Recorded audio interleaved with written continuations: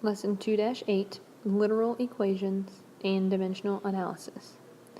Some equations, such as the one here, contain more than one variable. At times, you will need to solve the equation for just one of the variables, leaving a variable in your answer, often leaving another equation in your answer. So let's look at this example. It says solve 4m minus 3n equals 8, but you're solving for m. So that means that your goal is always to get the m by itself. So your first step would be to get this 3n to the other side. So I'm going to rewrite this problem so that it's large enough that I can do it. So I'm going to add 3n to both sides. So I add 3n over here. 3m equals 8 plus 3n. So now you're almost there. You're still having to get the m by itself.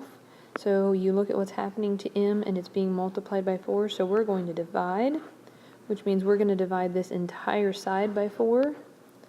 So 8 divided by 4 is 2.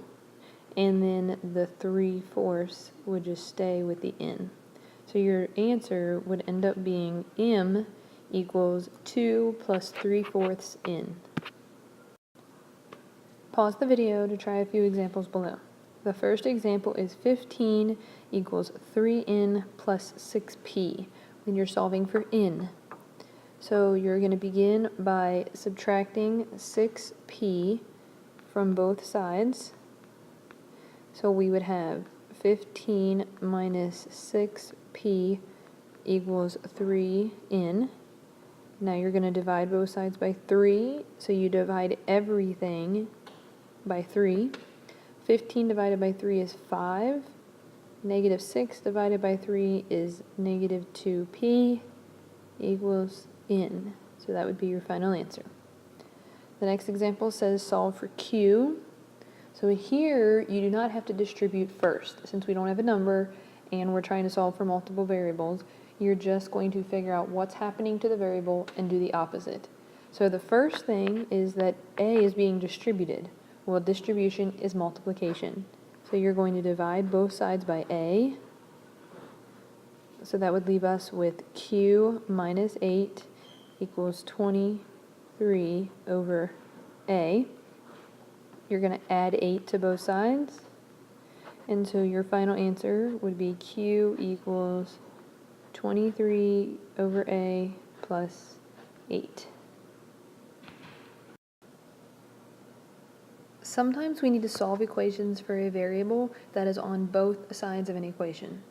When this happens, you must get all terms with that variable onto one side of the equation.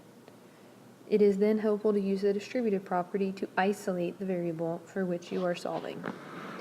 So let's look at this example. 3x minus 2y equals xz plus 5, where you're solving for x. So you can see that we have a variable on both sides of the equation. So we're going to pick one and we're going to begin from there. So let's pick the x on the left. And let's start. Well, we can see that 3 is multiplied by x, but we're also subtracting 2y. So let's add the 2y first to get rid of that part. So we have 3x equals xz plus 5 plus 2y. Now we're going to actually be subtracting the xz from this side to move it to the other side. So we have 3x minus xz equals 5 plus 2y.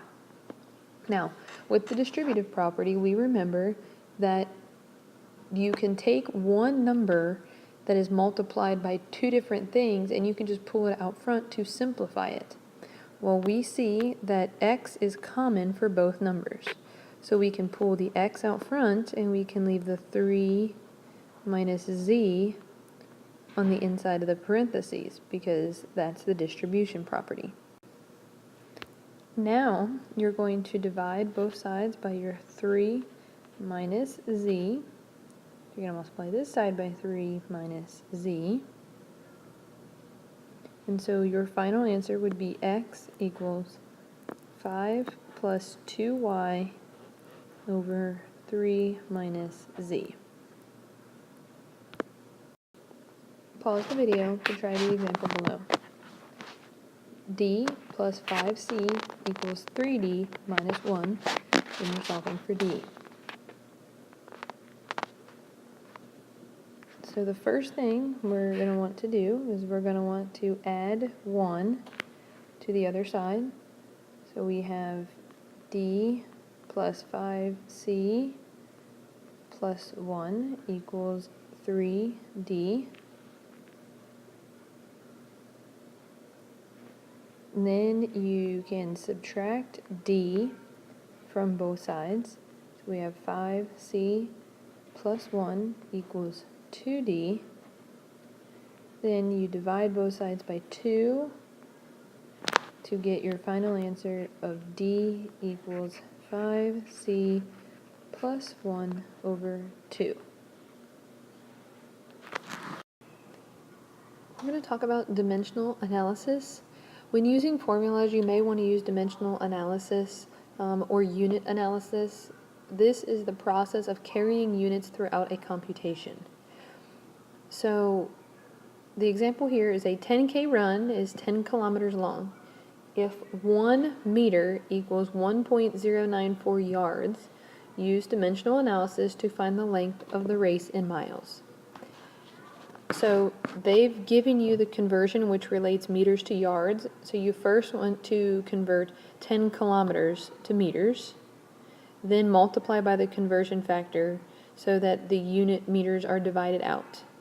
To convert yards to miles, you multiply by 1 mile out of 760 yards.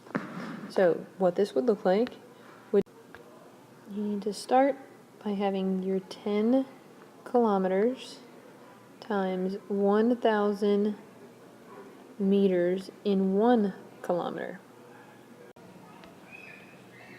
The kilometers here would cancel out. The first 10 kilometers, this is the length of the run, and this is converting kilometers to meters.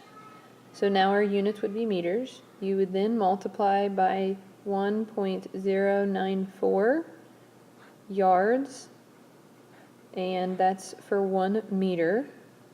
So this is your meters to yards conversion. So now your meters would cancel out and you would have yards left over. Then you would multiply that number by 1 mile is 1,760 yards. Your yards would cancel out, and this is the yards to mile conversion.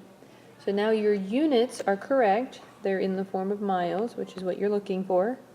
So if you multiplied these straight across, you would get 10,940 over 1,760 miles. And then if you simplified that to a decimal, it would be 6.2 miles. Pause the video to complete the lesson review. Make sure you show this lesson review for verification of this video.